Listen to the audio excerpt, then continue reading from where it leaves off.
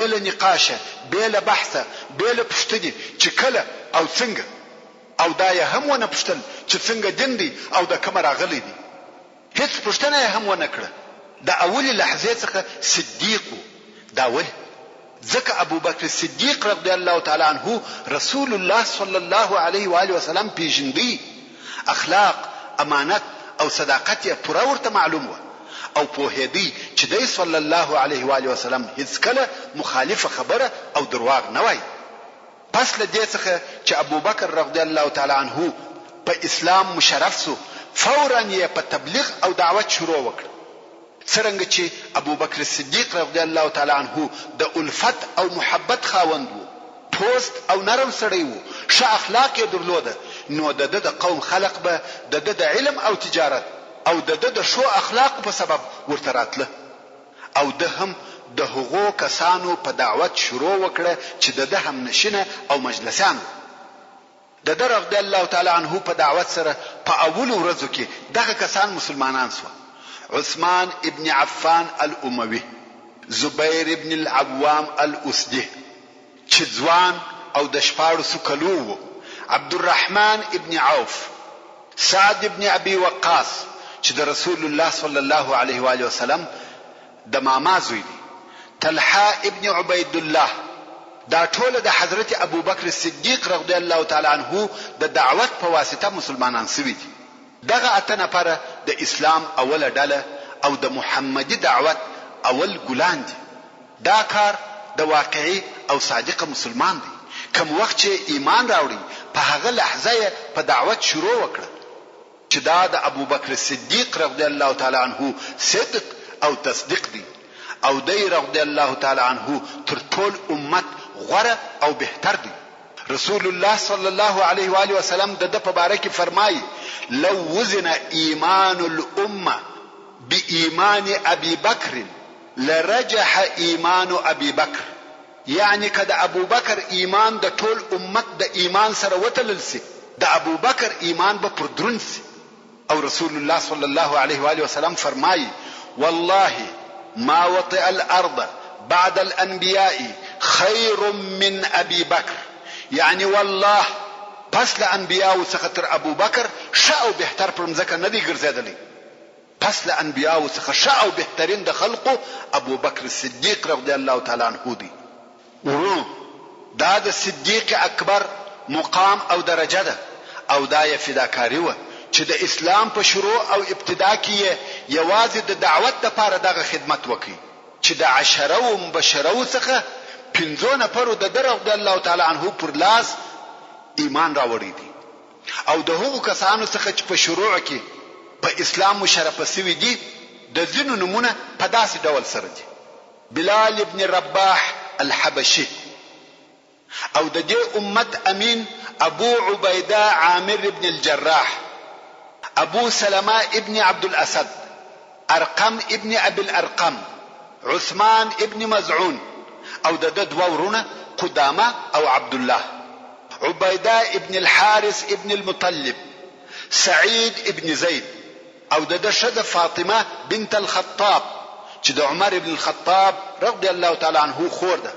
خباب ابن الارت، عبد الله ابن مسعود، او ځینې نور خلق رضی الله تعالی عنهم اجمعین، چې ودغه نفر ته سابقون الاولون ویل کیږي.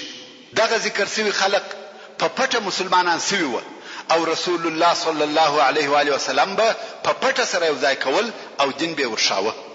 ځکه تر اوسه لا دعوت سری او فردي و، او کوم وخت چې به یو دغه مسلمانانو د عبادت کولو اراده وکړه، نو به د مکه مکرمه په شیلو کې د قریشو د نظر او لیدلو څخه ځان پټ او غائب کړي.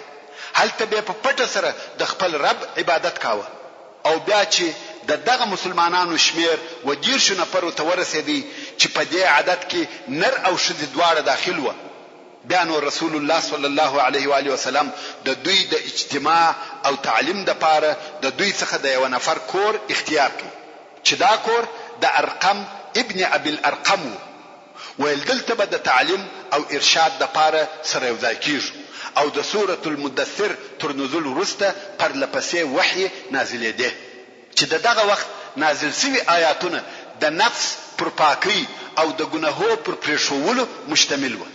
د اور او جنت بیان به پکې موجود وو. مؤمنان یې په داسې فضا کې تربیه کول چې دغه موجوده ټولنې سره یې ډېر فرق درلودی. دغه مرحله دعوت که څه هم سری او فردي وو، خو بیا هم و قریشو ته ځینې اخبار رسیدل، خو د قریشو کومه پروا نه پکېده. امام غزالی رحمه الله وایي د اسلام او اسلامی دعوت ځینې معلومات و قریشو ته ورسېده، خو سر یې نه پګرځاوه. شاید دوی دا فکر کاوه چې محمد صلی الله علیه و آله وسلم هم یو د هغو کسانو څخه وي چې د مخه پیدا شوی و، چې په الوهیت او د الله جل جلاله په حقوقو کې خبرې کولې، لکه قس بن ساعده او عمرو بن نفیل او داس نور. خو بیا هم د رسول الله صلی الله علیه و آله وسلم د اخبار د نشریدو څخه او د هغه د تاثیر څخه د قریشو په زړه کې بیره پیدا شو، او د صلی الله علیه و آله وسلم د دعوت مراقبت یې شروع کړ. پر دغه حال 3 کاله تیر شو. بیا هم دعوت سری او فردي دی. په دغه موده کې د مسلمانانو یو کوچنی ډله جوړه شو چې د دوی په مابین کې مطلق د ورورګلوي او تعاون ژوند، او بیا وحی نازل شوی چې رسول الله صلی الله علیه و آله وسلم یې په دې سره مکلف کړي چې خپل قوم ته د اسلام اعلان وکړي او د دوی د باطل دین په مقابل کې ودرېږي، او د دوی د بوتانو ماهیت او اهمیت بیان کړي. چې دانو د مکه مکرمه دوهمه دوره سول چې په ښکارا سره دعوت کیږي. نورون کوم وخت چې د الله جل جلاله د طرفه د سوره الحجر 4 نمبر آیات نازل سو، کوم چې الله عزوجل فرمایي فاصدع بما تؤمر واعرض عن المشركين، یعنی اے محمد صلی الله علیه و آله وسلم ښکارا او په جهر ک هغه شی چې ته په امر سوی او مخ واړو د مشرکانو څخه، یعنی د دوی د خبرو او ویلو هیڅ پروا مکو، په ښکارا ډول سره خپل تبلیغ کوه، دوی پتا هیڅ نسی کولای. دغه آیات په نزول د الله جل جلاله د طرفه رسول الله صلی الله علیه و آله وسلم امر کړو چې و اسلام ته دعوت عام ک. یوازې دا نه چې خپل اقارب، دوستان او هغه څوک چې ستا پر شاوخوا دي هغه و اسلام ته دعوت ک، یا بلکې عام او ټول خلق و اسلام ته دعوت ک. نو د دغه ورځې په سهار رسول الله صلی الله علیه و آله وسلم د ابي قبيس وغره ته وختي. ورونو د ابي قبيس غر هغه وکعبه شریف ته تر ټولو نږدې غر دی، کوم چې اوس پر هغه غره قصر جوړ شوی دی، او د صفا د غونډې سره مشتي غر دی. دغه غر وکعبه شریف ته او د قریشو د ناستي وځایو ته ډیر نږدې وو، او هر څوک چې د کعبه شریف و طرف ته وي د غره شا، یعنی د غره هغه بل طرف نه ویني. نو رسول الله صلی الله علیه و آله وسلم دغه د ابي قبيس وغره ته وختي او په لوړ आवाज یې ناره کړ وا صباحا وا صباحا، چې دا ناره د قریشو د خطر ناره. کوم وخت چې به د دشمن لشکر پر راغلی او یا به بل عمومي خطر پیښ شو دغه ناره به کول. قریش دغه ناره په اوریدلو سره پوس و چې خطر دی. پښتنه وکړه چې ناره کوونکی څوک دی؟ ویل صادق الامین. خلقو په خپل مابین کې سره ناره کړه چې هلي جرسي صادق الامین درواغ نه وای، خامخا یو خطر سته. نو ټول قریش د ابي قبيس د غره سره ورسول الله صلی الله علیه و آله وسلم ته راټول شو. رسول الله صلی الله علیه و آله وسلم ورته وویل کزه درته وایم چې دغه غره تر شا یو مسلح لشکر ولاړ دی او غواړي چې پر تاسو حمله وکړي، تاسو یې منئ؟ قریش ویل هو، موږ هیڅ کله تاسو څخه درواغ نه دي اوریدلی. نو رسول الله صلی الله علیه و آله وسلم ورته وویل زه تاسو د الله جل جلاله د هغه سخت عذاب څخه بیروم، او زه تاسو ته د الله جل جلاله د طرف رسول یم. دلته نو د رسول الله صلی الله علیه و آله وسلم اکا چې نوم یې عبد العزا او لقب یې ابو لهب دی وویل تبا لك، پالر دی هلاکت وي. دغه د پاره دی موږ وغوښتو خپل کارونه پرې شول چې ستا دغه خبري واورو. ابو لهب نور خلق ته ویل زی خپل کارو ته مولاړ سي، او خلق برته د رسول الله صلی الله علیه و آله وسلم څخه رهیس و او لاړ. خلق ته چا د برته تلو امر وکي؟ د رسول الله صلی الله علیه و آله وسلم اکا تبت يدا ابي لهب دا خو ابو لهب وو چې د اولي ورځې څخه خپل ټول عمر د اسلام په دشمنی کې تیر کړی دی.